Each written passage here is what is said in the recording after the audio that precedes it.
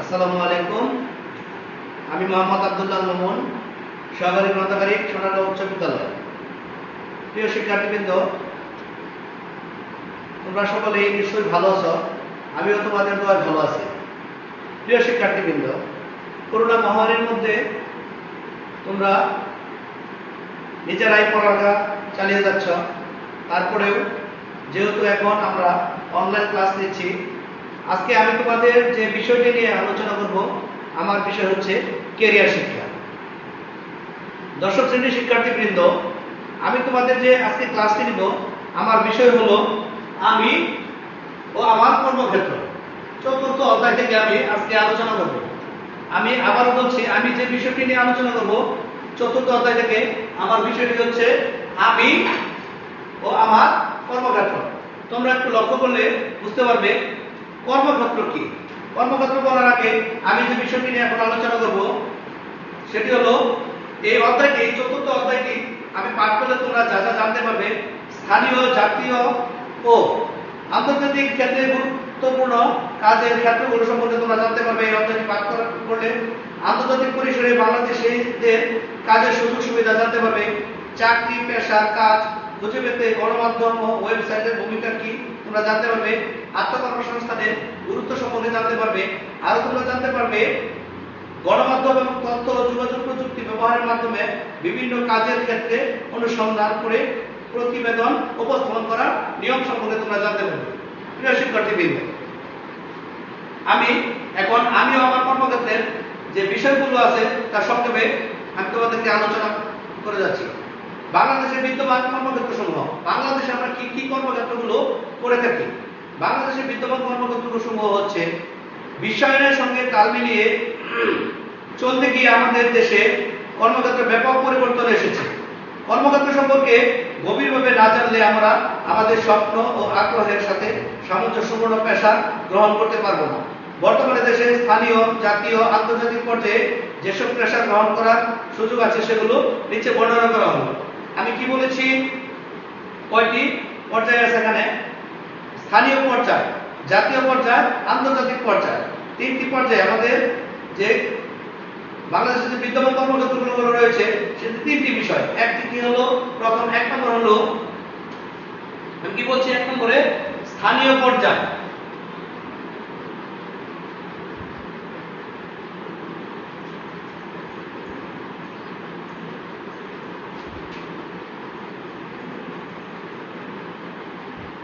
তোমরা একটু লক্ষ্য করো, আমি প্রথমে যে বিষয়টি লিখেছি সেটি হলো স্থানীয় পর্যায়। দুই নম্বরে হলো জাতীয় পর্যায়।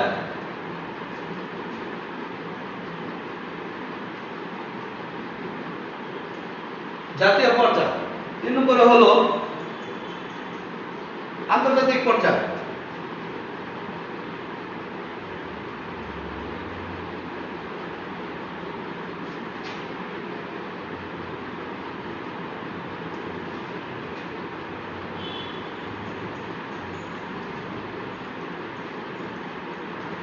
আমি আমার কর্মক্ষেত্রের মধ্যে যে পর্যায়গুলো রয়েছে, এক নম্বরে বলেছি কি আমি স্থানীয় পর্যায়, দুই নম্বরে বলেছি জাতীয় পর্যায়, তিন নম্বরে আন্তর্জাতিক পর্যায়। এরপর আর অনেক পর্যায় রয়েছে, তো আমি একে একে এই পর্যায়গুলো ধারাবাহিকভাবে আলোচনা করব। তোমরা একটু মনোযোগী হবে প্লিজ। স্থানীয় পর্যায় কি? বাংলাদেশের সমাজ স্থানীয় পর্যায়ে অনেক পরিচালিত ও বৈচিত্র্যময় কর্মক্ষেত্রের সমাবেশে ঐশ্বর্যশালী। তাই খানিকটা মেধা ও সৃজনশীলতা ঘটাতে এখানে সহজে নিজের ভবিষ্যৎকে সাজিয়ে নেওয়া যায়। আমি আবারও বলছি, খেয়াল করো তোমরা, বাংলাদেশের সমাজ স্থানীয় পর্যায়ের অনেক পরিচালিত ও বৈচিত্র্যময় কর্মক্ষেত্রের সমাবেশে ঐশ্বর্যশালী। তাই খানিকটা মেধা ও সৃজনশীলতা ঘটালে এখানে সহজে নিজের ভবিষ্যৎকে সাজিয়ে নেওয়া যায়। যেমন আবার স্থানীয় পর্যায়ের মধ্যে কি রয়েছে? কৃষিকাজ। তোমরা কৃষিকাজের মাধ্যমে তোমাদের জীবনকে তোমরা সাজিয়ে নিতে পারো। আমি মুছে দিচ্ছি, তোমরা এগুলো খাতায় উঠে নিও। স্থানীয় পর্যায়ের মধ্যে কি আছে? কৃষিকাজ।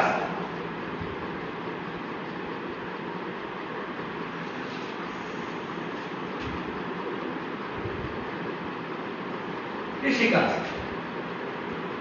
হলো পশুপালন।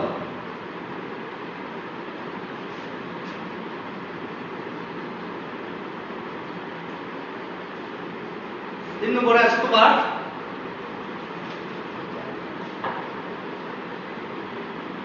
স্থানীয় কারখানার চাকরি।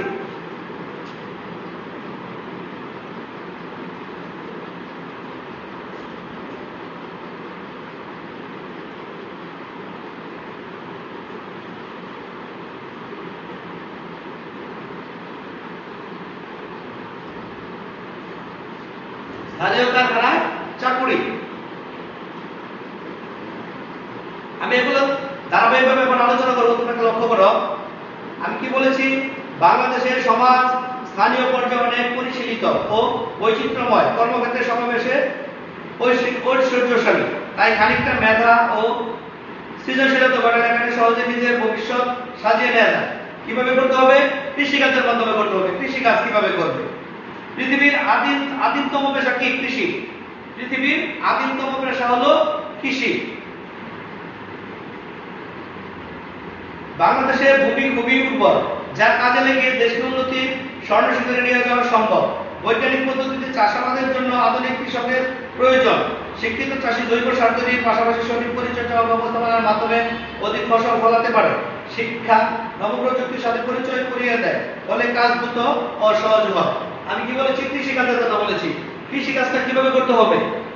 বর্তমান যুগ বিজ্ঞানের যুগ। এই বিজ্ঞানের যুগে কৃষিকাজ, কৃষি নির্ভরশীল কৃষক সমাজে কৃষকরা কি আধুনিক যন্ত্রপাতির ব্যবহার করে থাকে। আধুনিক যন্ত্রপাতি যেমন হাল চাষের জন্য কি ব্যবহার করে? কলের লাঙ্গল বা ট্রাক্টর ব্যবহার করে। এরপরে কি আরো উন্নত ফসলের জন্য কীটনাশক সার ব্যবহার করে। এই সকল জিনিস ব্যবহার করে কি হয়? উচ্চ ফলনশীল ফসল হয়, এতে পোকামাকড়ের আক্রমণ হয় না। তাহলে কি করতে হবে আমাদের? কৃষিকাজ সম্পর্কে আমাদের বিভিন্ন প্রশিক্ষণের ব্যবস্থা হয় কৃষি বিভাগ থেকে। তাই আমাদেরকে কৃষি বিভাগ থেকে যে প্রশিক্ষণের ব্যবস্থা করা হয়, সেই প্রশিক্ষণগুলো নিজেরা আমরা কি করব? গ্রহণ করে তারপর আমরা কৃষি কাজ করব। তাহলে আমাদের ফলন হবে খুব সুন্দর এবং এই কৃষি কাজ করে আমরা আত্মনির্ভরশীল হতে পারবো। তাই আমাদের কি করতে হবে? বিজ্ঞানসম্মত উপায়ে আমাদের চাষবাস করতে হবে। এরপরে কি? পশুপালন। পশুপালন কি? মানুষ জীবনে বেঁচে থাকার জন্য কিছু না কিছু করতে হয়। তাই কি করতে হবে? আমি প্রথমে বলছি, যদি চাকরি বাকরি না হয়, বেকার হয়ে বসে থাকতে চলবে না। তাহলে কি করতে হবে? কৃষিকাজ করতে হবে। কেউ যদি কৃষিকাজ না করে, কৃষিকাজ ভালো লাগে না, আবার একটি পেশায় মানুষ সকলেই কিন্তু একটি পেশা গ্রহণ করে না। মানুষ জীবনের তাগিদে ভালো লাগার জন্য বিভিন্ন সময় বিভিন্ন রকমের কাজ করে থাকে। তাই এরকম কৃষিকাজের পাশাপাশি কি করা যায়? পশুপালন করা যায়। পশুপালনের মাধ্যমেও একজন বেকার যুবক স্বাবলম্বী হতে পারে। আর পশুপালন কিভাবে করতে হবে? পশুপালনের জন্য বিভিন্ন কি রয়েছে? বিভিন্ন প্রশিক্ষণের ব্যবস্থা রয়েছে। পশু সম্পদ অধিদপ্তর থেকে বিভিন্ন প্রশিক্ষণের ব্যবস্থা করা হয়, সেখান থেকে বিভিন্ন প্রশিক্ষণ গ্রহণ করে পশুপালন করা যায়। বাংলাদেশের জমি অতীতে প্রচুর ঘাস জন্মে, ফলে সহজে এসব জমিতে পশু পাখির খাদ্য উৎপাদন করা যায়। এছাড়া বাংলাদেশের জলবায়ু নাতিশীতোষ্ণ বলে পশু পাখি পালনের জন্য অতি উত্তম। পশু পাখি পালনের জন্য কি? অতি উত্তম।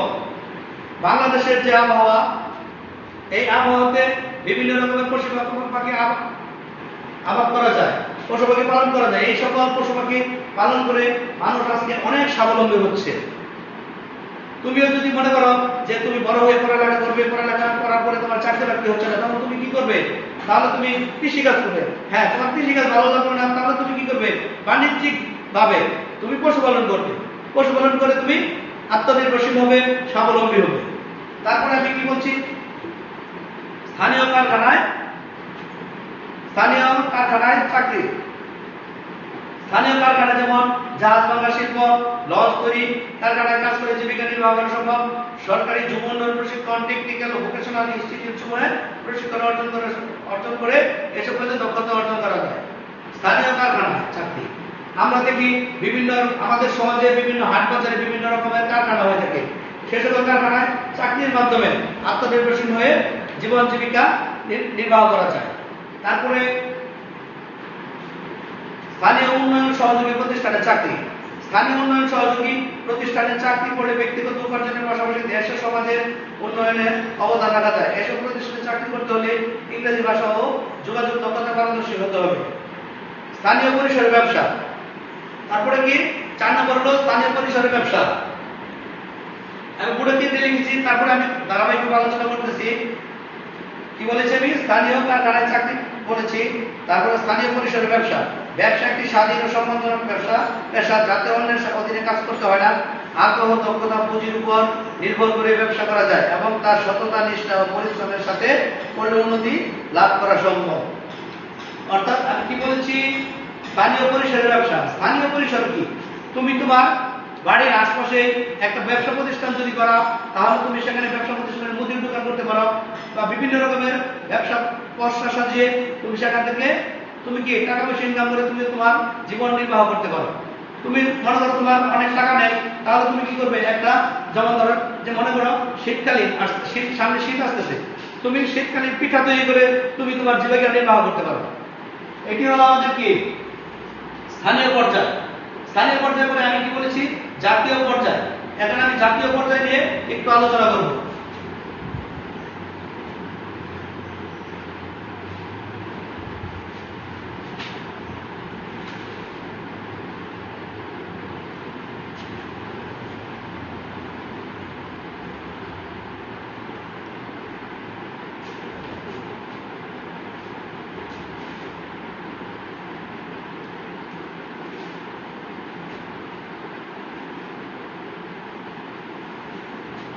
জাতীয় পর্যায়।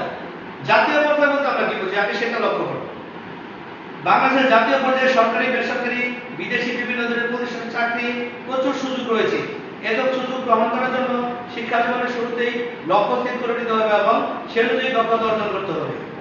আবার খেয়াল করো, বাংলাদেশের জাতীয় পর্যায়ে সরকারি, বেসরকারি, বিদেশি বিভিন্ন ধরনের প্রতিষ্ঠানে চাকরি প্রচুর সুযোগ রয়েছে। এসব সুযোগ গ্রহণ করার জন্য শিক্ষার্থীদের শুরুতে লক্ষ্য স্থির করে নিতে হবে এবং সে অনুযায়ী দক্ষতা অর্জন করতে হবে। অর্থাৎ তোমরা একটু লক্ষ্য করো, তোমার জীবনের চলার পথে বড় হবে একদিন, বড় হওয়ার পরে তোমাকে কিছু না কিছু করতে হবে। তোমার জীবন চলার পথে চলার জন্য তোমাকে একটি পেশা বেছে নিতে হবে। যেমন জাতীয় পর্যায়ে তোমার বিভিন্ন পেশা রয়েছে। আমি কি বলেছি আবার খেয়াল করো,